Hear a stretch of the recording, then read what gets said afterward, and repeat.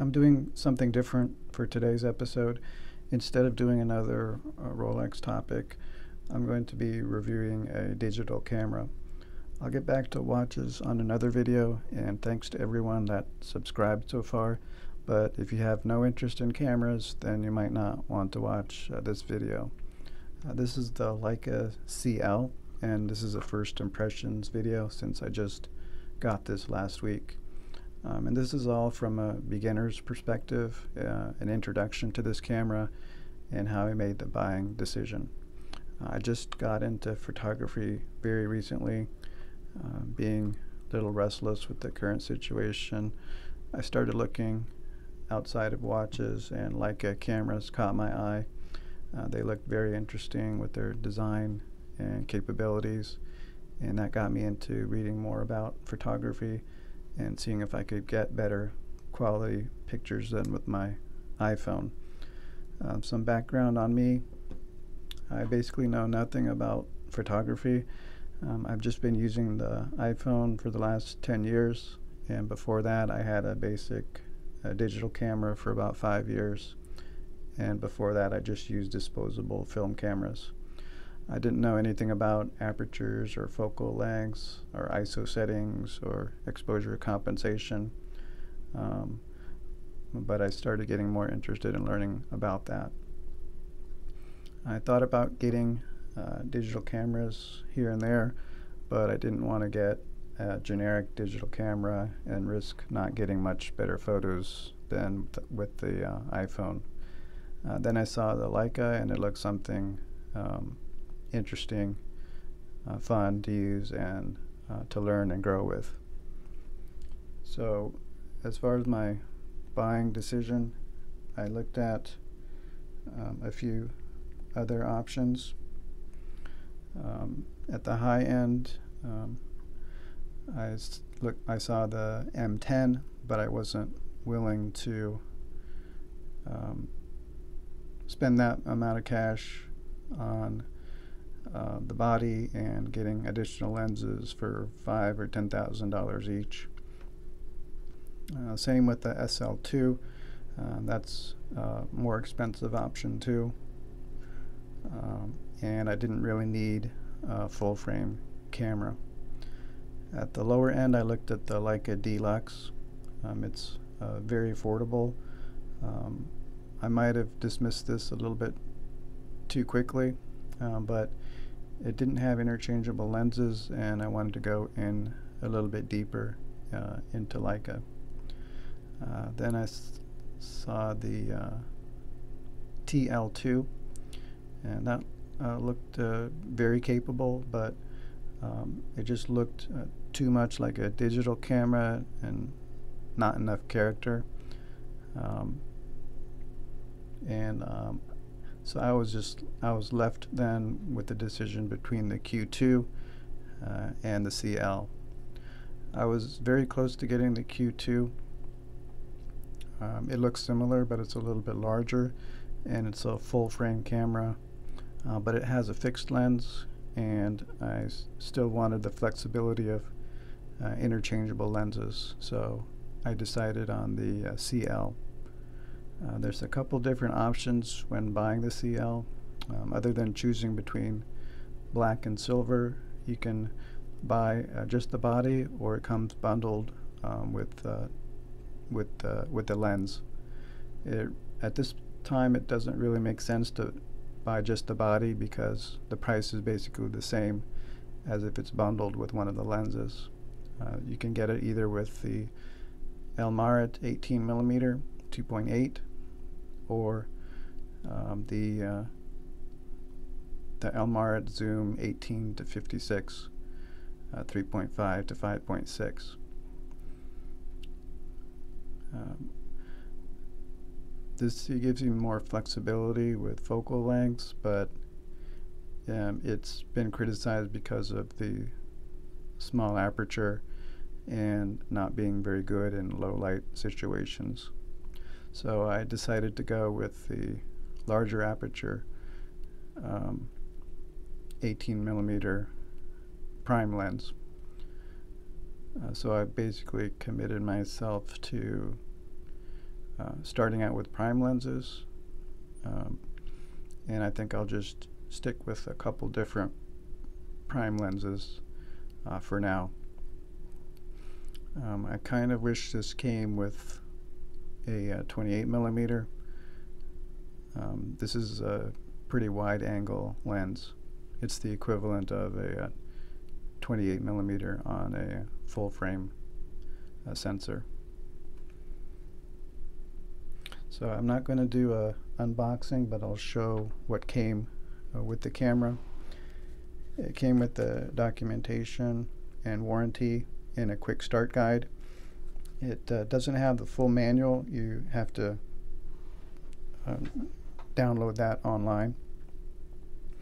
It did come with a code for a free 3-month membership to Adobe Lightroom.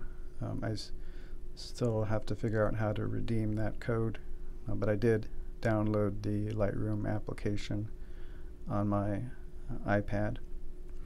The rest of the items come with their own little pouch. The battery charger with the cables,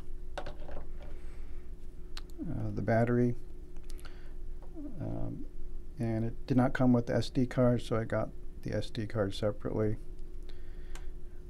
The lens comes in its own box, and it comes with the leather strap, which is a very nice leather quality. It's a good length.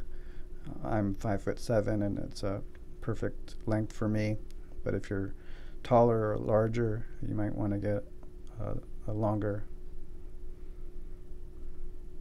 strap.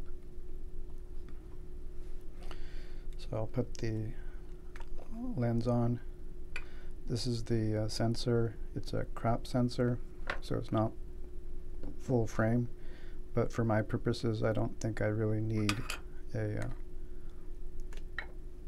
full frame camera. It's a very compact lens. It's very light, doesn't take up much space, so it's easy to carry around. The body itself is compact also, but it feels substantial in your hand. It's a good weight to the camera. It has leatherette coating on the front.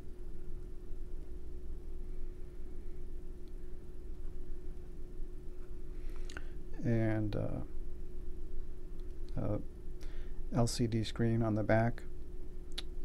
It has minimal buttons.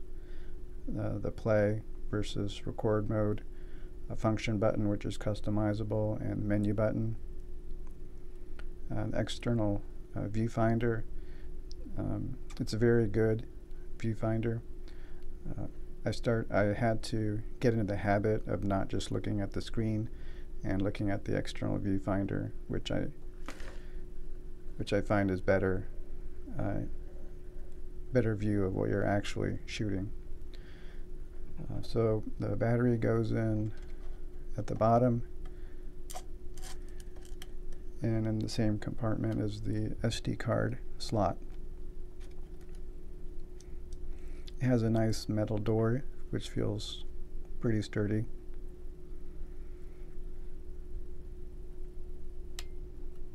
And that's the on switch there. This is a mounting for external flash or other mounts.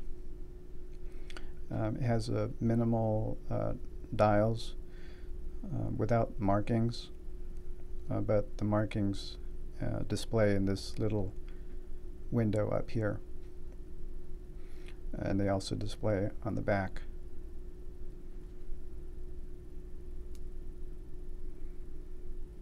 LCD screen. So right now I'm basically shooting mostly in aperture priority mode. So to change the mode of shooting, you single press here and use this dial to select your mode. So A is for aperture priority, S is for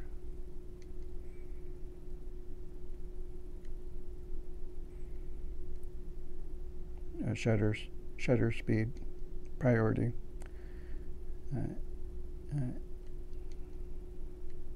Sorry, M is for manual,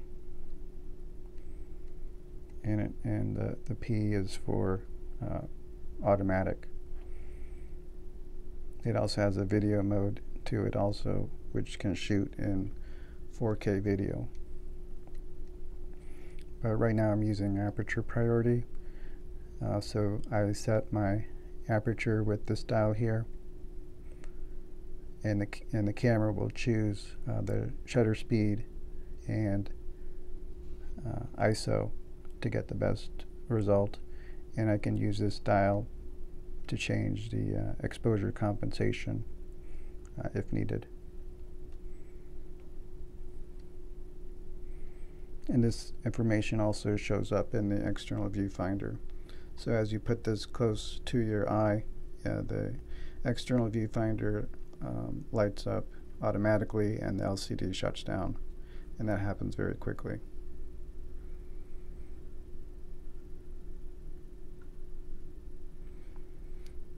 The setup is a little bit cumbersome to sync up with the iPhone app.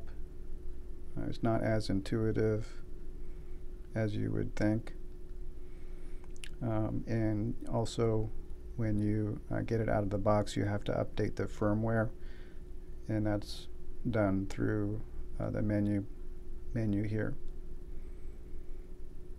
You have to go to the Leica website and register your product and download the firmware onto the SD card, and then insert it into the camera, and the camera will update the firmware that way. So that's just an introduction to this camera.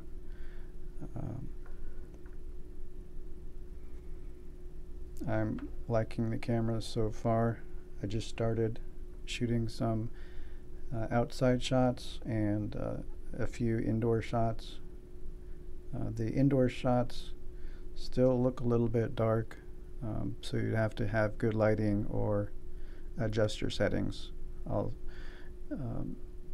try to post some sample photos in another video, and I might do a video on my accessories and some lens reviews if I have time later.